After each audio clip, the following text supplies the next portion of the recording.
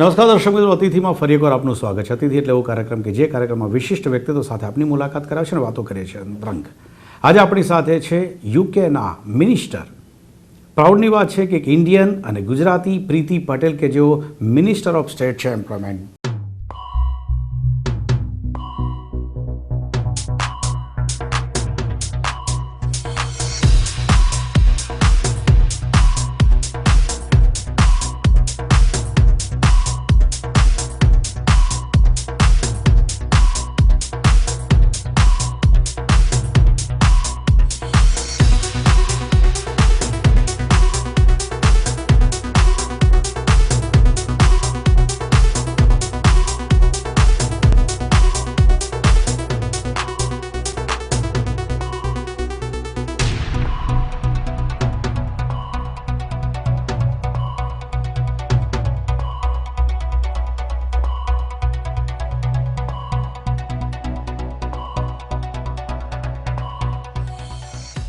ડિપાર્ટમેન્ટના પ્રીતિજી સ્વાગત છે આપનું કાર્યક્રમ. પહેલું સેન્ટેન્સ હું ગુજરાતીમાં બોલીશ.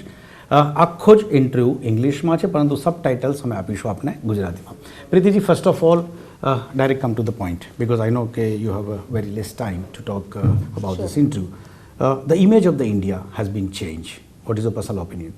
Well, India is rising, and if you look at the reputation and image of India, India is a global player, and there is no doubt, I personally believe, through Prime Minister Modi, the way in which he's focused on putting India on the international scale, that the world has woken up now very substantively to the power of India, the importance of engagement with India, but also the great potential that India has to offer to all our countries and all our economies around the world. You said personally, I say. Just I pointed out that personally, because at the time of Narendra Modi's visit to UK and at the time of the newspaper, the media of the UK, when they oppose Narendra Modi, you have raised your voice. That was, I think, memorable day for India. One person, one politician from UK, and she raised the voice what media has written in that newspaper or any TV news channel. Sure. Well, I was very clear in the comments that I made at the time in support of Prime Minister Modi, as he is now. But also, if you recall, at the time of the election in particular, when the election result was declared, and some of I think it's fair to say, the disproportionate reactions and coverage as well of the election result. Prime Minister Modi is the leader of the largest democracy in the world. And, he has lifted India. There's no doubt about that. He's elevated India on the international scale. Look at what he has achieved in Gujarat itself when he was the chief minister here. Look how Gujarat has thrived. It has prospered. It is an economic powerhouse because of the vision that he had. My own view is that I want to work, I want to continue to work alongside, not just in my government, but obviously with the Indian government, supporting his very clear vision for India. We are clear partners. We've always said, even when he came to the United Kingdom last November, my previous visits as well, in my role as the Prime Minister's diaspora champion, that we stand shoulder to shoulder with India when it comes to the relationship, the people-to-people ties that we have between our two countries, which are enormous and hugely significant. But also on the economic issues, the trade issues, the bilateral issues, big issues of the day, counter-terrorism, for example, as well. We will stand shoulder to shoulder with India. And I say this as a proud British Indian as well. We will stand shoulder to shoulder with India to support India on the great journey that she is now embarked upon on the economic liberalisation, on the economic reforms, on the infrastructure initiatives, on the big issues of the day, protecting our people, counter-terrorism and security issues as well, and many, many other issues too. True. Now I'll come to the personal. As a politician, I think they used to find a safe constituency with their own community. But you elected from Essex, which is white constituency. Normally Gujarati or Indian voters or the person who stayed at UK, they said Priti did some mistake because it's a white constituency and you have elected with a major victory was there. Okay, then it was? What is the rather success of that victory? Well, first of all, I'm going to answer your question in two parts, because there is no presumption that any candidate will get a safe constituency. That is not how my party works. We have an open and fair selection process, and the candidates are selected on a basis of merit. In my view, certainly in the Conservative Party, that is the right and proper thing to do. There's a big difference between my party and other political parties when it comes to the perception of only representing, for example, Indian communities.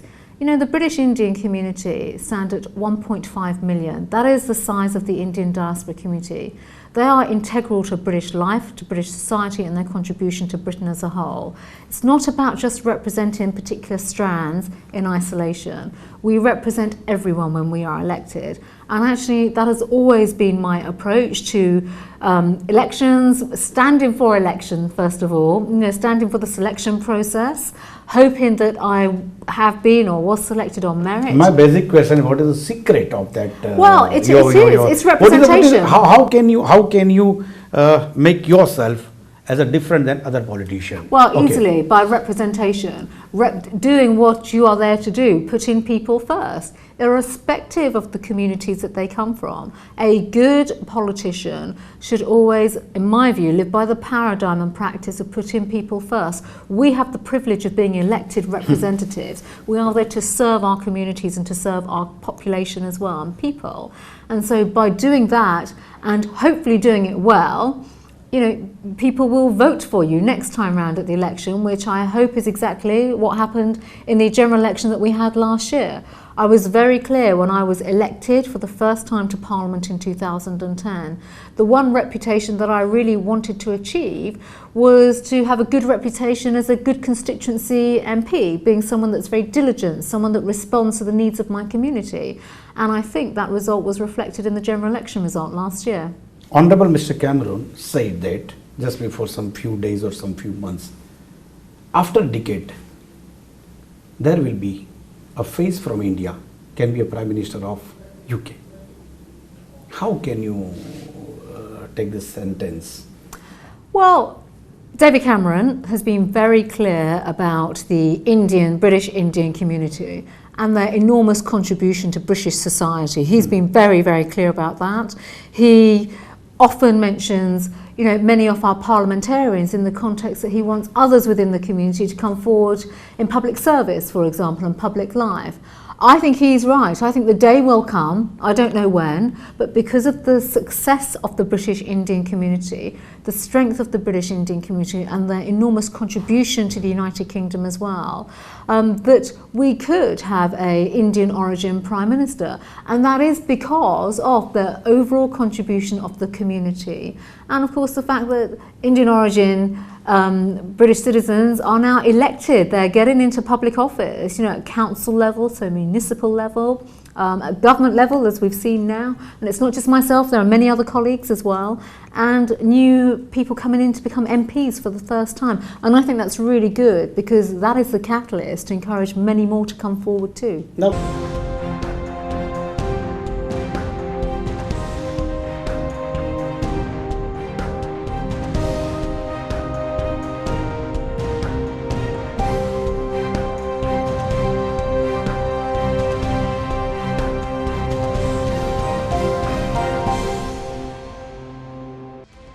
લોકો news માટે channel જોવા કરતા views માટે ચેનલો વધારે જોશે. અમદાવાદનો gang જઈને બેંગ્લોરમાં છેતરપિંડી કરી. બરાબર છે. એમને ખબર છે કે કશું થવાનું નથી. ચૂપ રહેવું, to be silent is more crime than doing it. આસામમાં ઉલ્ફાનો ત્રાસમાં છોકરાઓને પ્રજાને જ્યારે પણ વાતાવરણ સારું આપવામાં આવે છે ત્યારે ચોક્કસપણે એ લોકો લોકશાહીને સપોર્ટ કરે છે.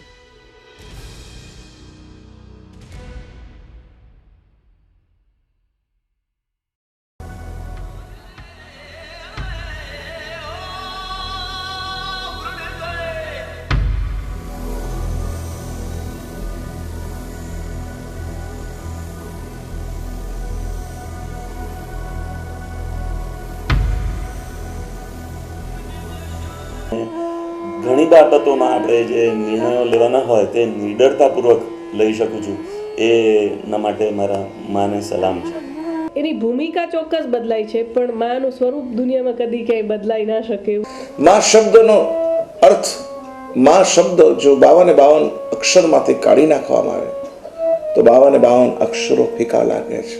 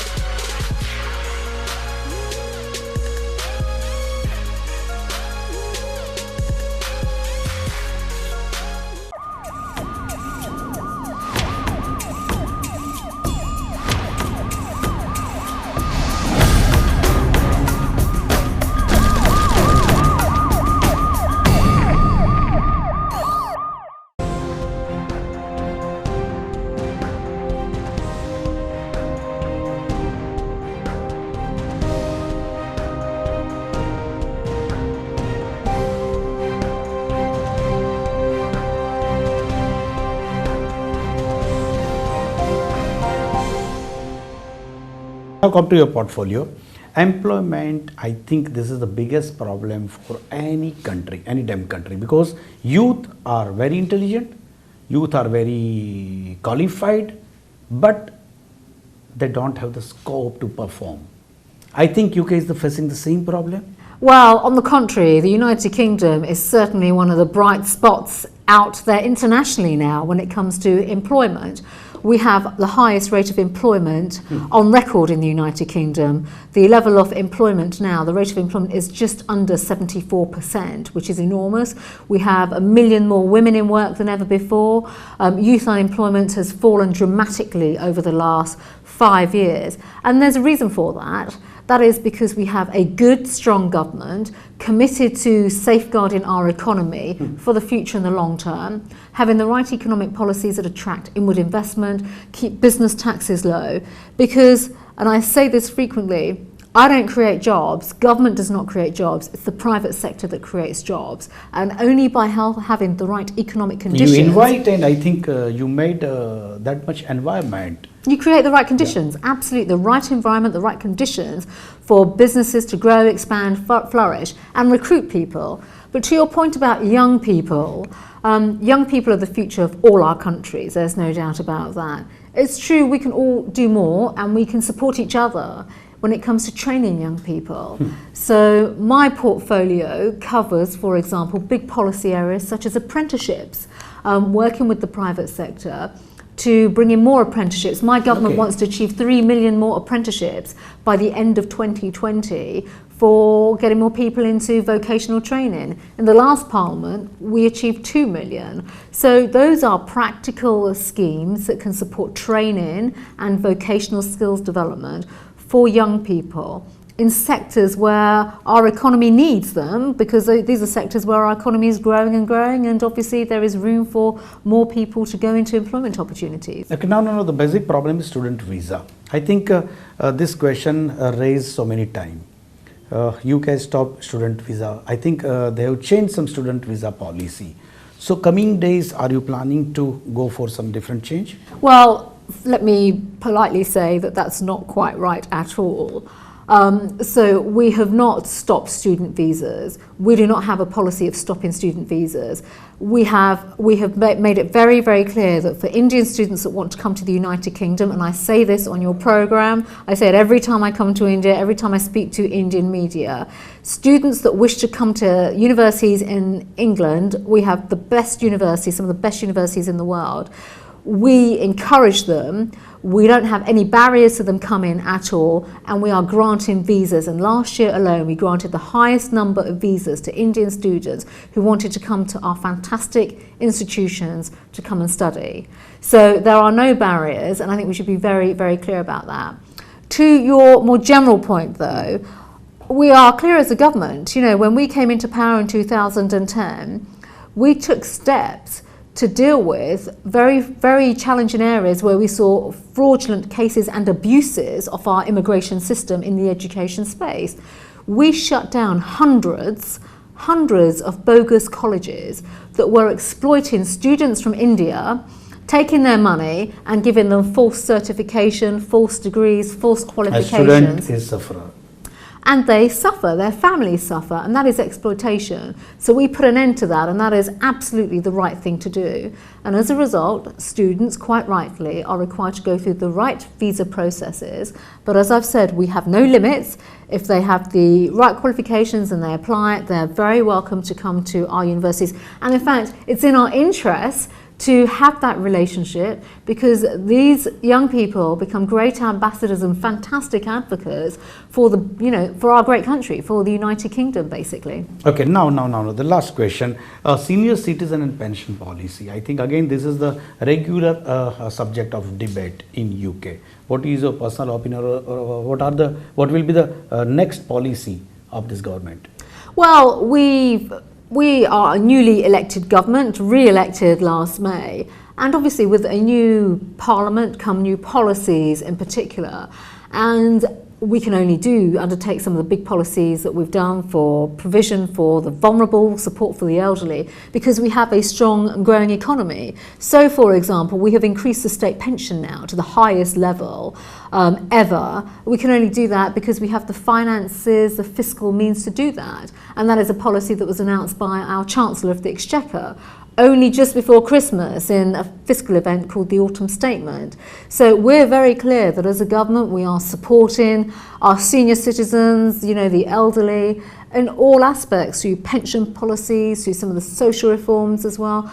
But importantly too, let's recognise that we are all living longer, and as a result, many people want to continue working. They don't just want to retire. And so as the Minister for Employment, I'm working with my colleagues in my department to look at something called the Fuller Working Lives policy, where we can support those that maybe are just beyond retirement age that want to stay in employment, and work with employers that want to encourage older workers to stay on in the workplace, so that they can support the development and training of younger workers as well, sort of reverse mentoring taking place in the workplace. Okay, last question. Politician and controversy always work together. At the time of controversy with the politician, individual person or any portfolio, media played some different role and major role. What is your opinion about media who create or make a boom of that controversy? Individual statement of Priti Patel. Well, look, I am a great supporter of the media. We live in a democracy, and the media have a very important role to play. We have a range of media channels and newspapers and publications. So I actually think it's for the public to decide in terms of, how they respond to what they read or what they see or hear on television. Not all politicians, I should say, court controversy. The majority of politicians are there to, as I've said earlier on, do a job of representation. They are elected to represent. In my case, yes, I'm there to represent. I'm also there as a member of the government to represent the government as well and undertake work on behalf of the government too. It is a great privilege to have both those roles, and it is all incumbent on all of us to make sure that we do those roles to the best of our ability. Thank you very much, Priti Patel, Thank to you. being with us. Thanks. તો દર્શક મિત્રો, આ હતી વાત પ્રીતિ પટેલ સાથેની. I think સ્ટાર્ટમાં મેં કીધું, કદાચ ઇન્ટ્રોડક્શન પ્રોપર આપવાનું રહી ગયું. બાકી પ્રીતિ પટેલ ઓલવેઝ એવો ટ્રાય કરે છે કે એમના દિલમાં છે બધું જ ખુલીને કહે છે. કોઈ પણ જાતનું હાઇડ કરવાનો એમનો ક્યારેય કોશિશ હતી નહીં, અને બહુ જ ઓછા સમયમાં આજે ટાઈમ મળ્યો છે, પરંતુ આશા રાખીશું કે નેક્સ્ટ ટાઈમ પ્રોપર ટાઈમ મળશે તો અમે ફૂલ લેન્થ ઇન્ટરવ્યૂ પણ આપ સુધી બતાવીશું. ફરી મળીશું નેક્સ્ટ એપિસોડમાં એક નવા અતિથિ સાથે. ત્યાં સુધી આપશો નમસ્કાર. Thank you very much. Thanks again. Thank you.